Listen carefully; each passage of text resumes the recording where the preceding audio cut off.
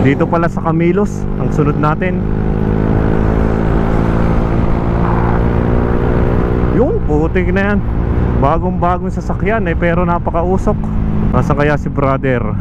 Mukhang ito yata nakamotor na to, ang ating kaibigan. Ikaw ba yung brother? Hoy, si Kuya Andre Vlog. Shoutout nga pala. Oh, buong ano yan. Alin lang ang sticker kaya, ayos lang mo yan. Ayos lang yan, basta sumusuporta tayo sa lahat ng ano. Pamimigay ko to sa mga tropa natin.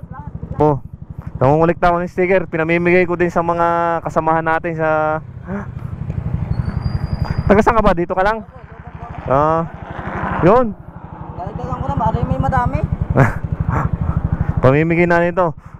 Nauubos eh. Okay na ba to sa'yo? Kahit ito isa lang. Ha? Oh, dagdagan ko na para madami din. Salamat po. Sige, sige. Papapicture din ako siyempre. Ayan. Rock and roll. Picture din ako. Nag-ride ka ba minsan? Nag-ride ka? Hindi po eh, dahil lang ako ay sir, Ah. hindi po ako makalis eh. Ride tayo minsan pagka ano. Aray. Isa pa. Okay.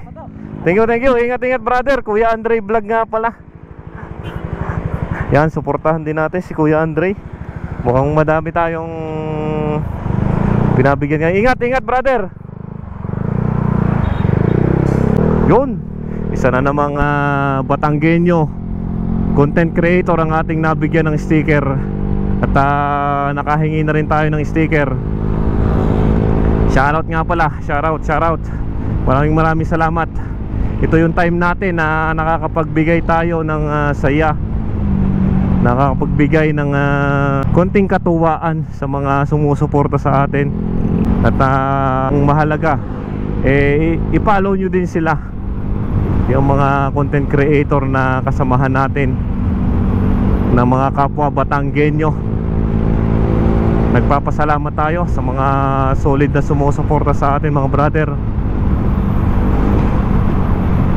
Kaya kung kayo ay isa sa mga nanonood at nagbabalak mag-content, wag lang kayong susuko. Yun ang mahalaga.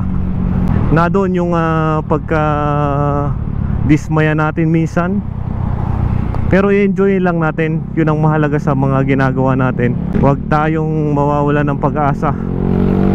Tuloy-tuloy lang mga brother. Sarado pala itong daanan dito.